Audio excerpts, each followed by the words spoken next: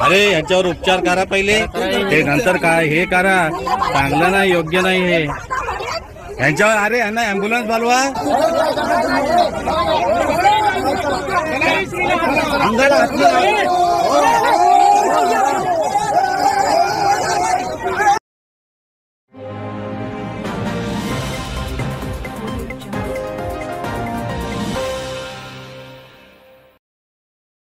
अलिबाग तालुक्यातील वेरंड व शहापूर परिसरामध्ये नवीन MIDC प्रकल्पाच्या सीमांकनाच्या कामासाठी आलेल्या महसूल विभागाच्या पथकासह MIDC अधिकाऱ्यांना स्थानिक शेतकरी व भूमिपुत्रांनी तीव्र विरोध दर्शवत धारेवर धरल्याची घटना काल सकाळी घडली।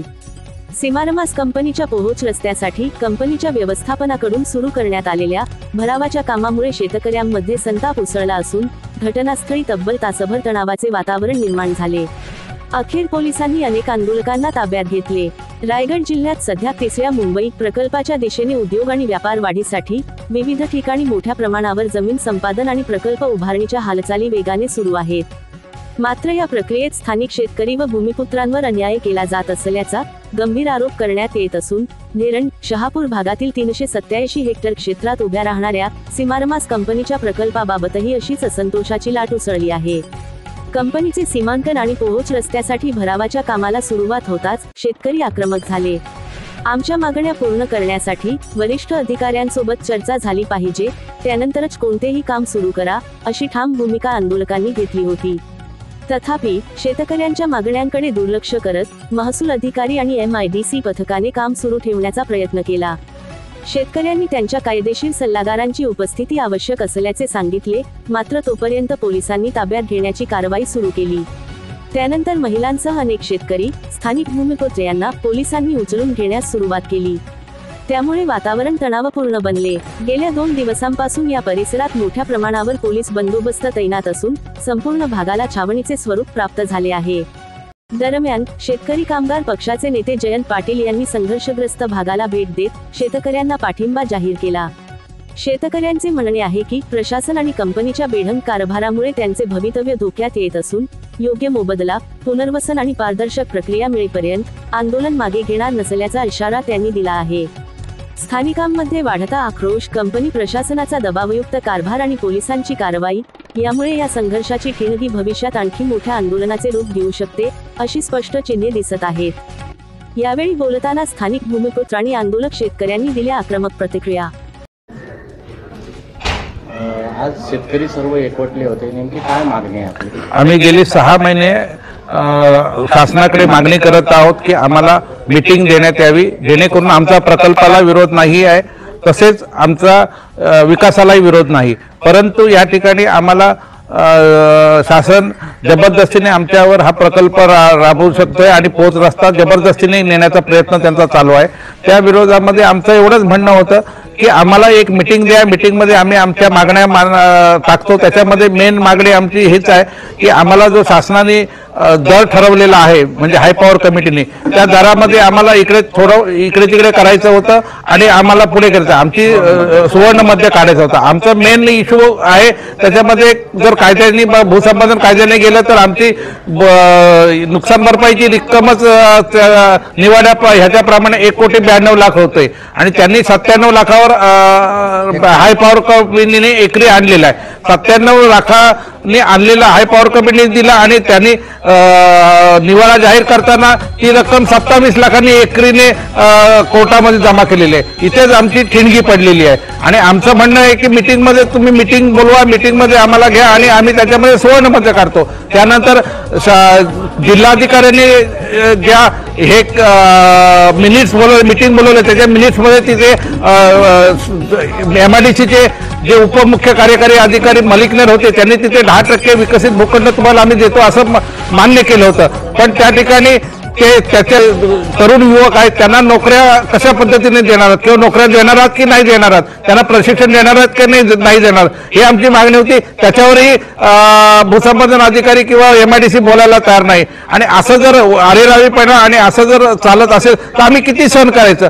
तरीही आम्ही आज शांततेने त्यांना सांगत होतो की आम्हाला 1 तास द्या, 1 तासामध्ये आमची जे लिगल ॲडवायझर आहे, कायदेशीर ही आहे ती येणार आहे आणि त्याच्यानंतर तुम्हाला जी काय कारवाई करायची. आज त्यांनी काल आदेश असा काढला होता की आम्ही फक्त सीमांकन करा आणि त्या सीमांकन करून दिलं आम्ही त्यांना आणि आम्हाला सांगितलं की आम्ही 21 तारखेला मिटिंगला बोलवतो. तुम्ही बोलले, आम्ही सांगितलं त्यांना की आज मिटिंग घ्या, ताबडतोबीने मिटिंग घ्या आणि याच्यावर निर्णय घ्या, पण ते काय ऐकले नाही. आज त्यांनी रातोरात दुसरा आदेश काढला की आम्हाला रस्ता बनवायचा आणि रस्ता तुम्ही जर दिलात नाही तर 2 महिने पर्यंत मध्ये रस्ता करण्यात येईल, नाही तर तुम्हाला आम्ही अटक करणे व 162 ही काढली भूसंपादन अधिकाऱ्यांनी नोटीस.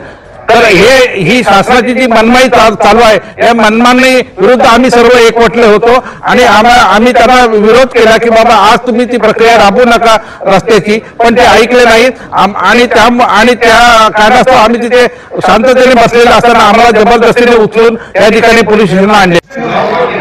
नवीन प्रकल्प या ठिकाणी निर्माण होत आहे, तर त्या दरम्यान जे काही झाडं असतील किंवा घरं असतील किंवा जे घरटे असतील त्या संदर्भात काय उपाययोजना केलेली आहे, त्या संदर्भात काही आपली मागणी आहे? हो नक्कीच आमची मागणी आहे. शेतकरी घर काय एका दमात उभं करत नाही. शेताचं 1 वर्षाचं पीक घेतलं की ते विकणार, त्यात पाया रचणार, दुसऱ्या वर्षी त्याच्या भिंती उभा करणार, तिसऱ्या वर्षी छत उभं करणार. मग अशा परिस्थितीत थेंबाथेंबाने उभं केलेलं घर, थोड्या छोट्या गोष्टींनी उभं केलेलं घर आज सरकार आमच्याकडून काढून घेतंय, त्याचा पुनर्विकास करून न देता. हे चुकीचंच आहे. शेततलावांवर काही लोकांचं स्वतःचं घर चालतं, असेही शेतकरी आहेत आमच्याकडे. तर त्यांचं काय? गाई गुरांचे गोठे आहेत, लहान मोठी झाडं आहेत, त्यांचं काय? आमचा कुठेतरी सरकारने विचार करायला हवा, पुनर्वसन करून द्यायला हवं. आमचा कुठेही विकासाला किंवा कोणत्याही प्रकल्पाला कोणताही विरोध नाही. आज राज्यातलं पहिलं गाव असेल ज्याने ह्या प्रकल्पाला कोणत्याही प्रकल्पाला विरोध न करता अगदी पाठिंबा दिलेला आहे. तर सरकारने आमच्या मागण्या पूर्ण कराव्यात, आम्हाला चर्चेसाठी वेळ द्यावं आणि मग काम चालू करावं. आमची काही इतर दुसरी कोणतीही मागणी नाहीये. क्या मांग है जो आज जिस प्रकार किसान आक्रोशित हुए हैं, क्या मांग है उनकी? नाम क्या है? औद्योगिक क्षेत्र के लिए जो रास्ता जाने वाला है, उस रास्ते में हमारे घर है, हमारे तालाब है, हमारे पेड़ है, पौधे हैं, वो सब नुकसान ना होके हमें ठीक तरह से आप हमारी मांगे मंजूर करें, इतना ही हम बोल सकते हैं. कोई किसान एक साथ एक घर नहीं बना सकता, वो हर साल जुटा के घर बनाता है. तो यही हमारी मांग है कि सरकार ने हमारे लिए माझं नाव निवृत्ती राजाराम पाटील. मी गावकीचा एक माझे अध्यक्ष आहे. कालपासून आम्ही जे आंदोलन त्या ठिकाणी चालू केलेलं आहे की सरकारने जो आमच्यावर जो निर्बंध लावलेला आहे, जबरदस्तीने शेती करण्याचा जो एक माणूस केलेला आहे सरकारने, तो पूर्ण चुकीचा आहे. माझं एवढंच म्हणणं की सरकार असं बोलते की हा बळीराजाचा सरकार आहे. असं सरकार जर बळीराजा सरकार मग सरकार आता कुठे झोपलं आहे? आज शेतकऱ्यांची अशी परिस्थिती आलेली आहे की शेतकऱ्यांवर निर्मळ अत्याचार करण्याचा प्रयत्न सरकार करते. ठामपणे त्यांचं असं म्हणणं आहे की सक्तीने भूसंपादन करण्याचा प्रयत्न त्यांचा चालू आहे. हा आमच्या शेतकऱ्यांना आमचं एवढंच म्हणणं आहे की आमचं म्हणणं त्याने ऐकून घ्यावं. आमच्या प्रकल्पाला बिलकुल विरोध नाही, विकासाला सुद्धा विरोध नाही आहे आमचा.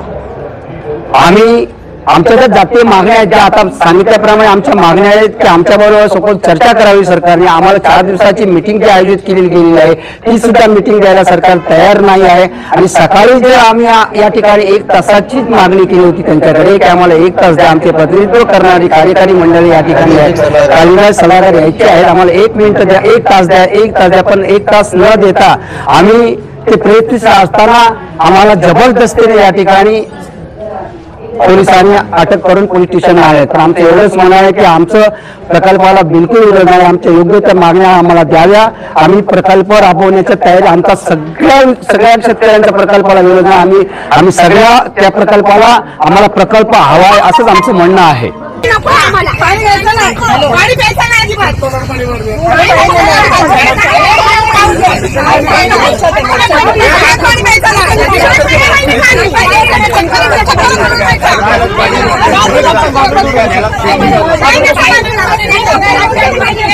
तुम्ही बसा वरती बसा तुम्ही तुम्ही बसा वरती बसा जातो आम्ही जातो एक तास देऊ चला चला चला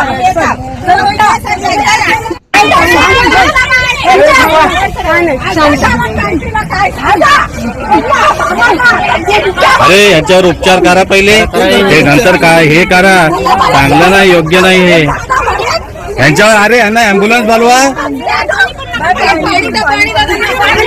ॲम्ब्युलन्स बोलवा पहिले ॲम्ब्युलन्स हो ते टाकायचं नंतर ठेवा ॲम्ब्युलन्स बोलवा त्यांना पहिले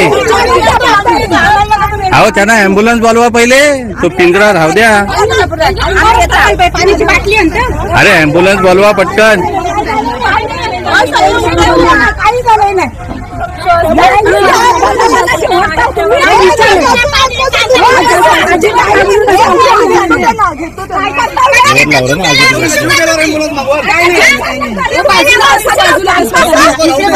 पाणी आहे का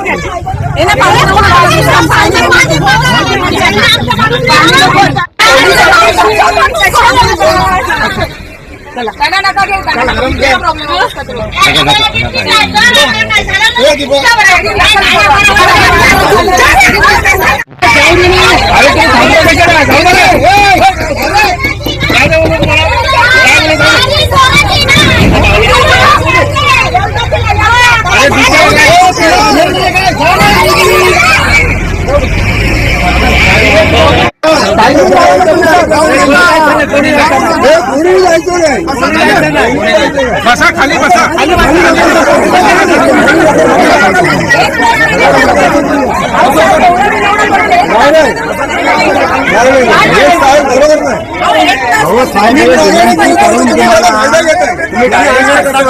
बोलता आम्ही प्रामाणिकपणे येऊ बसा बसा बसा बसा चला बसा बसा आम्हाला एक आम्हाला त्यानं तुम्ही सहकार्य करतो ना आम्ही